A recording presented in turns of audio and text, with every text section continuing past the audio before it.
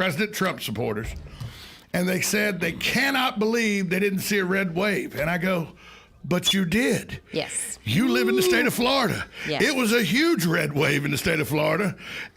The president was reelected by our electorate in a landslide. We flipped 2 seats down in Miami-Dade, down in Miami, which is unheard of. Right. I mean, it was a good day. We sent, from this area, we sent Stan McClain and Joe Harding back. We sent Joe for the first time, Stan back. We did a good job as Republicans in the state of Florida. We did a very good job, and not to mention we sent Kat Kammack to Congress. That's right, Kat Kammack in is going to a Congress. district That is Alachua County. That is a very hard district for a Republican to win. So, you know what? Not just that, but I'm sure you might have seen my little social media post yesterday. I did. And I think that we also have to commend our supervisor of elections in Marion County, Mr. Wesley Wilcox. He runs a tight ship, and everything is done in an efficient and timely manner. And I also think the state of Florida did a great job. I think the state of Florida did a fantastic job. I think Wesley Wilcox may be one of the best supervisor of electors in all the 67 counties. I'd like to say he's the best. He is. He is the best. I've worked with Wesley on, let's see, I was thinking about it on election night because I did remove myself from the canvassing board after the primary. Right. Because I had been asked to do some endorsements, and of course you can't do those when you're on the canvassing board. No. The canvassing board. So after the primary, I removed myself, and I did send Wesley a message on election night, and I said, I kind of miss being there, because generally I was there in 12, I was there in 16, and I would have been there in 20, and I've watched. I watched it. I watched canvassing and how our elections were handled under the former supervisor, Dee, of course, Dee Brown, and then with Wesley. And it's just, I wish everyone knew all of the moving parts that there are in holding an election, because it's not just collecting ballots and counting them and tallying them. There are so many moving parts, and our Marion County Supervisor of Elections office and our Marion County Supervisor of Elections just do an absolute phenomenal job at making sure that everyone who votes in Marion County, those votes get counted. So and when you talk about moving parts with all the precincts and everything that goes on, and making sure that the rolls are accurate. Right. Let's emphasize the word accurate. Right. They do a great job of that. And by the way, Florida learned from its mistakes of 2020 years ago and is now a leader in how votes are counted. I just don't understand why we can't. And I know each individual state gets to make their own decisions of how they handle voting. Right. But there needs to be one uniform rule that says, when the early votes come in, you count them. When the absentee ballots come in, you count them. You don't start counting election day. Anything you have, you count and keep a lid on. Right. And then you just count in person. That needs to be a rule across the nation. Hey, put those headsets on. Somebody wants to talk to you real quick. Somebody wants to talk There's to a me. caller, so I'm sure they want to talk to you. I didn't know we were taking calls. They didn't call in to talk to me. Maybe they did. Hi, caller. Who's this? Hi, this is Sonny calling. When it comes to the federal elections, such as president and everything, I do believe the federal government should have more control of how that is being run in the various states and counties, simply because of the mess that we have now, thanks to the Democrats. And I said Democrats. Sonny, go easy, Sonny. Go easy. Hey, Sonny, I need to get the county commissioner. I definitely believe this, that the federal government should be involved more than it is when it comes to voting for federal laws or federal positions, i.e., the president, etc. Thanks for the call, Sonny. Thanks for the call. We got to get to business. Thanks for the call. Yeah, so Sonny's right. I think on presidential elections, maybe the federal government should have more say on how votes are tallied, but that's not the system we're under right now. I don't know if it necessarily would need to be under the preview of the federal government, but I do think that a more uniform system would be appropriate. 100%. And I think that it would ensure trust and confidence in the process. That's the biggest reason for me. We don't want to stick the camel's nose under the tent by start giving the federal government control over states' rights. I agree with that 100%, but there still should be an agreed upon rule by the states of how to count. It's Scantrons, Kathy. I had them in college. You run them through a machine. That's what they do, and when it comes to canvassing, I fully support the way that we do it in Marion County and the way that we do it in the state of Florida. 100%. How about that? Let's talk about Marion County, because that's why you're here. Let's talk about Marion County, for sure. So I know that you got the state of the county is coming up very soon. Next week. Mm-hmm. You'll be presenting. All the commissioners will be presenting. Correct. You'll give the overview. Yes. We're doing pretty good in Marion County, though. We're doing really good in Marion County. And you know what? One thing I want to also say regarding the election on Tuesday night is thank you to the voters of Marion County for the confidence that you continue to place in your Marion County Board of County Commissioners on the passage of the 1-cent sales tax. 100%. I thought that I passed by 56% the first time. 70%. Was it 76? 74, 75, something. It was an astronomical number. It was huge. When I saw it, I went, wow. I wish I could have those kind of numbers. They get it this time. Yeah, it's so valuable to our public safety and to our transportation capital infrastructure. And it really does take the burden off of the property owners to pay for those things. I think that horses, which are a big part of our community, are much safer now because of how nice 326 is. Getting to and from hits now, you're not dodging mind holes and asteroid holes, and it was like you were driving through a sand mine pit out there on 326. Now it's a very nice road. It's very 475B. Oh. Wonderful. It was a horrible road. It was the worst road in Marion County. And now it's such... And it was in my district. And it's such a nice road now. It is a beautiful road, and we have so many roads like that. And I can now not have to wait on a train at 36th Avenue, and I know that's the state of Florida. I understand. DOT, yes. But still, you see those kind of things all around, and it only betters Marion County. Now, that didn't have anything to do with the 1-cent sales tax, the flyover.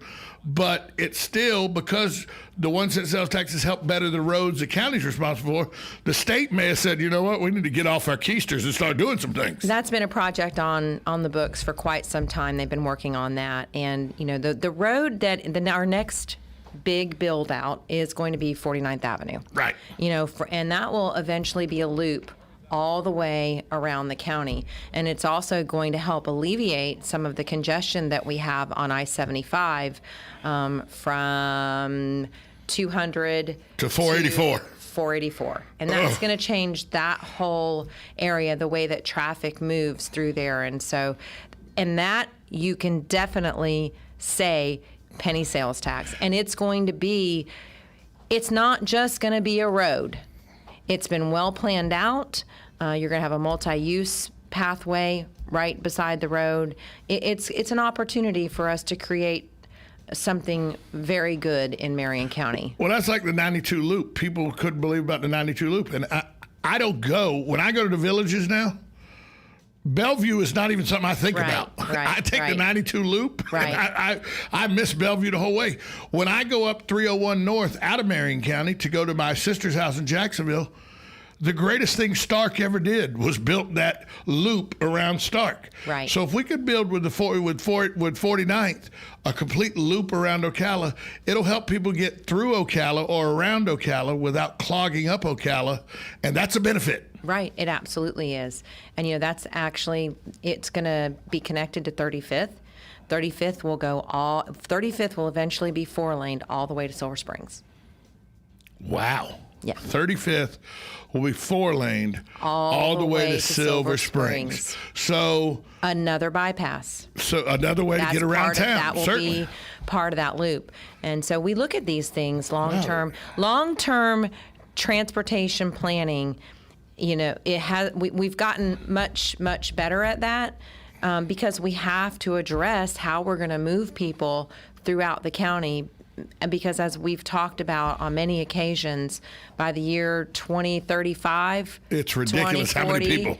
Over 500,000. Yeah, 500,000 people in Marion County. Yes, yes. That doesn't take into effect Levy County and Lake County and Sumter County that are on the outskirts that are going to have people coming in and out because they work here. Right. So it's going to add another large group of people. And that's why I like the 1 cent sales tax and why I was so glad it was approved. Because 30% of that I don't pay. That's right. 30% of it is paid by visitors either coming to our county to enjoy, the many beautiful natural resources that we have, or they just come to Marion County for a little weekend vacation, believe it or not. We've got lots of great restaurants. We've got lots of great little day trippy things that you can do. And then we've got a lot of people who commute into our county on a daily basis to go to work. And with all of the distribution centers that we now have, those numbers will only increase, especially with what we've got going on with the Dollar Tree out off of 484. And once that Commerce Park is done, you'll still have more people. We've just got a lot of great, and when I say great things, I mean great things happening in Marion County. Think about the WEC. I know. Think about this. With the WEC on the south, east and southwest, because it takes up such a large area, you got that. You got Amazon now is prominent right there at the interstate. When you come down the interstate, yep, you see the Amazon smile on the tray. The building's marked on the front from 35th. You can see it, but from the interstate, right. I was like, they don't have Amazon in that building. My girlfriend was like, they don't need to. They got 45 trailers with the Amazon smile. People know what that is. Well, then you got Chewy, and you got AutoZone, and you got FedEx. Then you get the RV Super Center that's down on 484. Plus you got Dollar Tree coming on 484. Then you have the New York Oh, yeah. Okay. Yeah, Hey, anyway. Come on, you have to admit that penny serves us much better where it is than it would have there. Let's move on. You knew I was going to take a jab. Did I tell you on that penny sales tax that we also have nearly 24 more road projects in the pipeline for the next 4 years? And where are some of these roads located so people know what they're looking forward to? So you can go to Marion County .org and you can click on our penny sales tax link, and it will show you not just road projects, but every project that we will be doing with that penny sales tax. And when I say project, purchase of fire trucks, purchase of sheriff's vehicles. We have upgrades to do at the Marion County Jail because we know that we've got some serious upgrading. We have to do that. Yes. Do you realize how old the jail is? It's really, really old. Yes. And do you realize how much it costs to build a new jail? A whole bunch of money. 50, 60, 70 million dollars. Right. So this was the best fit for us to retrofit what we need there. 190 million is what is that right? Is that the right amount? 190 million over the next 4 years? 196. Yeah. 196 projected. Right. Now, that just Could be depends. more, It could could be less. more. And the last time we did have a little more, and we were able to do additional public safety and transportation infrastructure projects.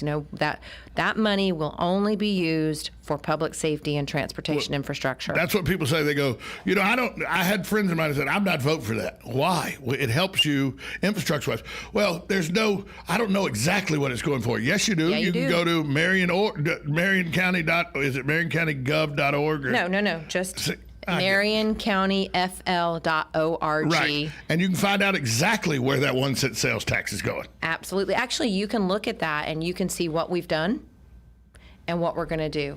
It is very transparent. We always want the public to know exactly what we are doing. Is there any chance that one of the purchases could be a cone of silence that we put over Carl Zalek at all times? Is there any chance of that? Yeah. Oh, don't say that about Commissioner Zalek. Carl's going to send me a text message He is any going to moment. send you a text. Well, Commissioner Zalek, Commissioner Gold and Commissioner Zalek are slated to be chair and vice chair next year. Yep. And so... you got a good commission right now. We have a great commission. We've had a good commission. We've accomplished a lot of things. We've just... think about where we were in 2010, and I remember. We've had this conversation so many times. Think about where Marion County was. It was in the middle of the Great Recession, and you remember what I ran on. Yeah. Do you remember? You were not going to lay people off, stuff like No, that. I don't remember that. It was jobs, jobs, jobs. Right. It was diversifying our economic base so that we would never be. So real estate would never kill us again. Hey, our two main industries that we were relying on, and those industries are booming right now, and we're happy they are, real estate and construction. But if we ever go through another recession, we have we have diversified our economic base enough that we'll never see 14.3% unemployment again. How proud are you as a county commissioner to know that something you're behind and something the city of Ocala is behind, something like the Ocala Marion County Chamber of Economic Partnership was named the best chamber in the nation out of 7,000 chambers. Ocala Marion County's chamber, #1 in the country. I think that's another win. Because when I was elected in 2010, we still had two separate entities. The EDC and the Ocala Chamber. Yep, and if you remember correctly, at that point, there was the feeling that no one was really stepping forward and leading economic development, and so the county said, okay, we'll do it. And that spurred a lot of things to change, and I'm so glad that that happened. I love our Ocala Marion County CEP. They do a great job, and it's probably been one of the best decisions that we've made, as well as many others over the course of the last 10 years. Kevin Sheely and his staff do a great job helping along in concert with the county commission to bring new business and new opportunity, and to keep businesses here. Correct. And help new businesses, small entrepreneurships. Right. I'm one of them with Brick City Creative Group. Without the CEP, without the money that the county contributes, the city contributes, and the partners of the CEP, I wouldn't have been afforded the opportunity to start Brick City Creative Group. So it helps even the small guy. Well, and not just, adding new small businesses, but the existing businesses. The resources that they provide to them is, it's so very, very important. And especially, if a business is going through crisis, they have that resource that they can reach out to for help and for guidance. So it's a great partnership. We've got a great working relationship with all of our municipalities and with the county, with all of our different departments. The sales tax, that's a great working relationship between the Marion County Sheriff's Office and your Marion County Board of County Commissioners and Marion County Fire Rescue and the county engineer. There are relationships between the Board of County Commissioners and the City of Ocala, the City of Bellevue, the City of Dunellen. I believe they're stronger than they've ever been, as well as the town of Reddick and McIntosh. And so we're firing on all pistons right now. We've had this little setback. I don't want to call it a little setback this summer. That's, with COVID. But even with that, our community has done very, very well. We have. Now we got about a minute and a half left. If you had to pick one thing, and I know it's difficult to do, but if you had to pick one thing as we transition from 2020, let's get out of it quick, to 2021, what are you looking forward to for the county in 2021? Ooh. Can we answer that question next time? We can. Put some thought into that one. We can do that next time. That's called a tease. That's good. You're good at this radio thing. So I think what I would like to do, though, if we've got 1 minute, is just to remind everyone that, the holidays are right around the corner. And as we do every year, we've gone into Bring the Harvest Home time. I've been with you on the square numerous times when you've done that. Yes, you have. And so we're asking businesses, if you can start collecting non-perishables and baby items. And we will be culminating this food drive at the Bring the Harvest Home Holiday Food Drive on the downtown square on Friday, December the 4th from 7:30 a.m. to 1:30 p.m. And just, this is our community's way of helping those in our community in need. Everything that we collect benefits the Salvation Army, Brothers Keeper, and Interfaith Emergency Services. And one last reminder, please tune in with us. You can come down to the McPherson Complex on November the 12th at 7 p.m. for the 2020 State of the County. And if you are more comfortable, we will be live streaming that as well. And we want everyone to know what's going on in Marion County and your Marion County government. Kathy Bryant, County Chairperson for the Marion County Commission. Thanks for coming in. Absolutely. See you tomorrow, folks. Broadcasting from the Paddock Mall Studios, this is WOCA, Ocala, Gainesville, The Villages, 1370 AM, 96.3 FM, The Source. Protests broke out across